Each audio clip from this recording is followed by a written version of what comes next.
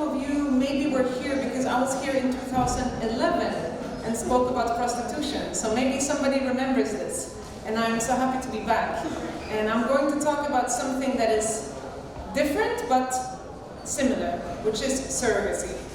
I will speak about why I think the feminist movement has to take on surrogacy as the new battle. Some of you might think, why should we talk about this? Because it doesn't exist here, or very little anyway, and it's not a big thing. But I will say beware, because it's coming. It's coming all over the world, and if we don't take on this, it's going to be too late, and it's going to be an industry just like prostitution, the same size and the same difficulties fighting it. I started writing about surrogacy a little bit after I started writing about prostitution. I wrote my book, Being and Being Bought, about these two industries, prostitution and surrogacy. And I started writing about prostitution. As some of you might remember, I have personal experience of prostitution. I have had friends that were in prostitution, and I consider it a fundamental exploitation of women. So about halfway through my book, I came on the topic of surrogacy.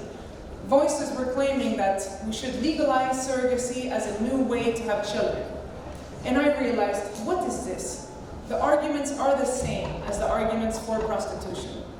And also, the actual thing has a lot of similarities. We are talking here about an industry that combines capitalism and patriarchy. As we know in capitalism, everything is for sale. And capitalism always expands, so it's always looking for new markets. It always wants to exploit something that has not been exploited. And it wants to sell everything, all the dimensions of human life. In patriarchy, women's reproductive capacities are not for themselves, but for others. Women under patriarchy are having children to satisfy others, mainly men. So if we combine these two systems, what do you get? At the intersection, we get surrogacy, where pregnancy is like a thing to be bought and sold. And who is selling? Of course, the poor women of the world. We're not talking about the rich women selling pregnancy to poor women in Africa. Of course, that is not happening. Who is selling is poor women, working class women from the United States, women from India, women from Thailand, women from Nepal, often women who have nothing else than their bodies to sell. Often the women who go into surrogacy don't want to go into prostitution because of moral issues. In surrogacy, you don't have sex. In prostitution, you have sex. So these women say, okay, I will not go into prostitution because I have to have sex and maybe I'm married. But if I go into surrogacy, I don't have to have sex, I will be inseminated, and therefore it is not immoral.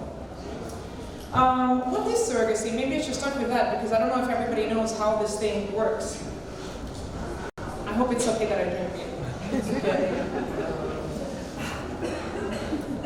So surrogacy is about a woman getting pregnant either through insemination, which is called traditional surrogacy. In that way, she becomes the biological mother of the child that she is carrying, or through embryo transplantation, which is called gestational surrogacy. In that case, the egg belongs to another woman, and the surrogate mother is not the biological mother of the child. In almost all cases, this happens for money. You know, you hear a lot about surrogacy being done for a friend or a sister, or just without money for a woman that is nice to another woman.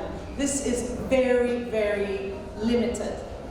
In the world, this is almost exclusively done for money, which you can understand because, of course, to be pregnant for 9 months and to have a child is not something that you generally do just for fun, especially if you're never going to see the child again. So this happens, and after having given birth, this woman then hands over the child, gets paid, and usually she never sees the child again. Who is the buyers of surrogacy? First of all, it's heterosexual couples. This is the first group from the global upper class. They have been trying to have children for maybe 7 years, approximately 7 years. They are not able to conceive. They don't want to adopt because they don't want to have a child of a different ethnicity than their own. So that is usually the driving force. Usually it's the woman in this couple who cannot get pregnant, but the man wants a child who is genetically related to himself. So he wants a child that has his own genes. Now, back in the days, what he would do is take a second wife or take a servant or someone to have children for him. Nowadays, it's not possible, so he will just hire the pregnancy. The second group is homosexual males who don't want to have a mother present. They want the child to be only theirs. So this means they rule out the possibility of, for example, meeting a lesbian couple or a single woman to have children with. They don't want that. They want the child to be only theirs. The third group is single men who don't want to meet a woman, or they can't, or they don't know how to do it, and they want to be fathers. And the fourth group is women who are in the career and they don't want to ruin their bodies being pregnant. They might be sports stars, they might be actresses, and they just don't want their bodies to be destroyed by pregnancy. So they outsource pregnancy the same way that the West has outsourced production. We are now outsourcing reproduction to the third world. So other women are going to have children for the women of the global upper class.